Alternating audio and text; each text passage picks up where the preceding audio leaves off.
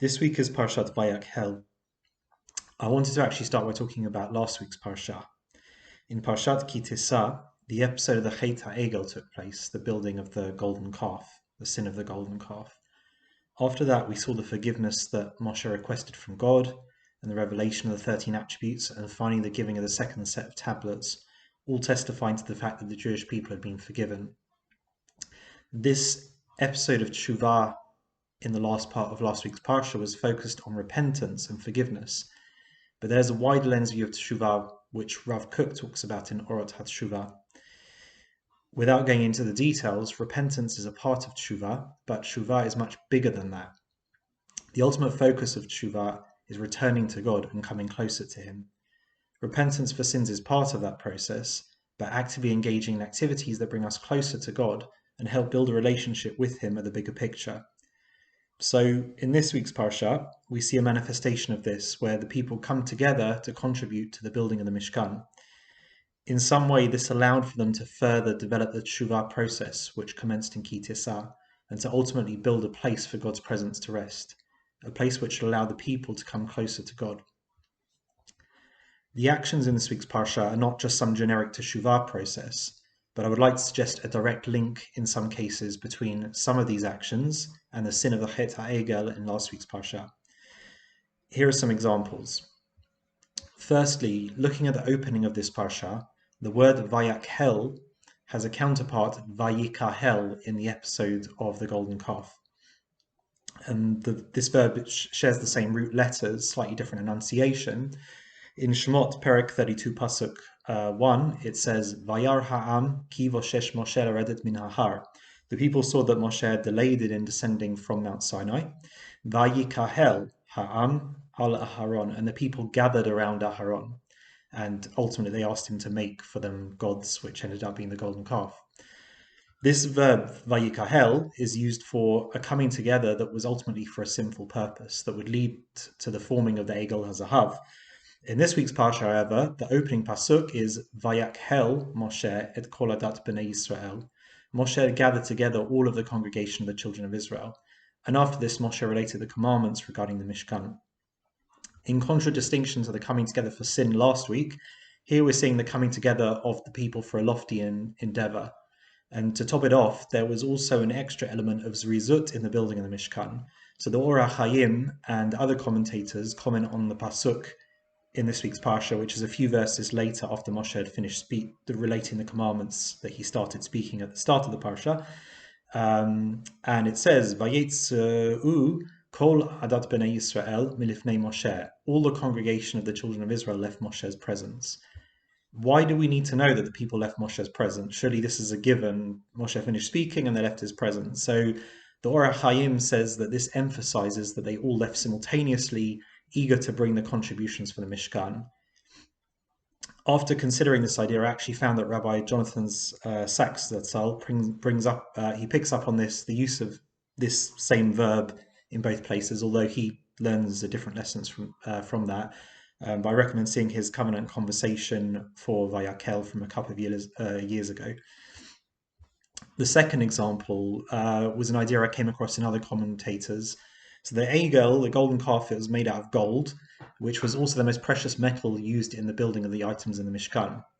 So whereas in Ki Tisa, the gold was brought for the making of the calf, here it is donated to be used amongst other things for the most holy vessel in the Mishkan, the Aron, which was placed in the Kodesh HaKadoshim. The Medrash Tanchuma also calls this out specifically. To quote a part of it, it says, Amar HaKadosh Baruch Hu, so said HaKadosh Baruch Hu, Yavo zahav sheba mishkan, vayichaper al zahav shenaaseh bo et ha'egel. Bring gold within the sanctuary, and this will atone for the gold with which the golden calf was made. The third example is a less literal one. The reason for the request to build the Egel, according to many commentators, was to replace Moshe as an intermediary between the people and God, seeing as they thought Moshe had died. Whilst in that case, the Egel was supposed to provide a connection between the people and God in last week's Parsha, in Vayakhel, Lahavdil, the building of the Mishkan and all the effort the people put into contributing to its construction is achieving that aim in the way it's supposed to be achieved, in a way that would actually bring them closer to God. So in all these three examples, we see something used in last week's Parsha in the Chet HaEgel in a negative way, and in this week we see it used in a positive way. I also had some other thoughts also on the theme of Teshuvah and the Mishkan, which I wanted to share. So according to Rashi, based again on Midrash Tanchuma, the collection for the Mishkan took place the day after the people were forgiven for the Chet HaEgel on Yom Kippur. So the people went from Yom Kippur straight into fulfilling mitzvot and working on building a house for God. I saw a resemblance to this when it comes to the building of the Sukkah, at least in Ashkenaz practice. So the Ramah mentions in Shulchan Aruch, quoting the Maharil, Umitzvah letakein hasukkah miyad la'achar Yom Kippur, the mitzvah haba'a liado al yachmitzena. So it is a mitzvah to begin building the sukkah immediately after Yom Kippur. For if a mitzvah comes to one's hands, one should not delay performing it. In both cases, there is an element of rizut, as I hinted to earlier with the Mishkan, and a desire to fulfill the commandments. To me, part of the experience of spending time in the sukkah is spending time in God's presence, coming closer to God. Additionally, the temporary nature of the sukkah, the way it is put up and put down every year, at least for those of us who don't have an indoor sukkah, is analogous to the Mishkan as well, how it housed God's presence and was repeatedly taken down and put back up during the journeys of the Bnei Yisrael. Also, another point of interest is the mention of Shabbat. The first thing Moshe talks about when he gathers the people at the start of the Parasha is Shabbat. And why is Shabbat mentioned again when it was mentioned in last week's Parasha? As one potential answer, I saw again in the Or HaChaim, he quotes the Gemara Shabbat, which he paraphrases, stating that if prior to becoming a Shabbat observant Jew, this Jew had been guilty of the idolatry performed in the generation of Enosh, God will forgive them through the observance of Shabbat for their sins.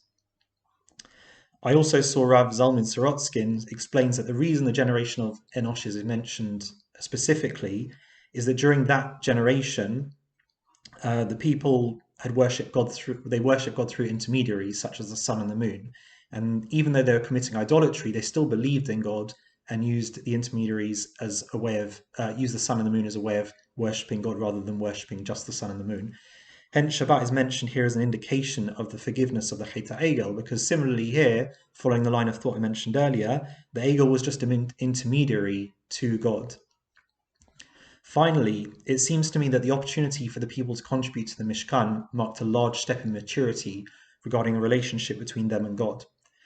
When the Bnei Yisrael were redeemed from Egypt and in the immediate period after, their relationship with God was very one-sided. God gave and they received.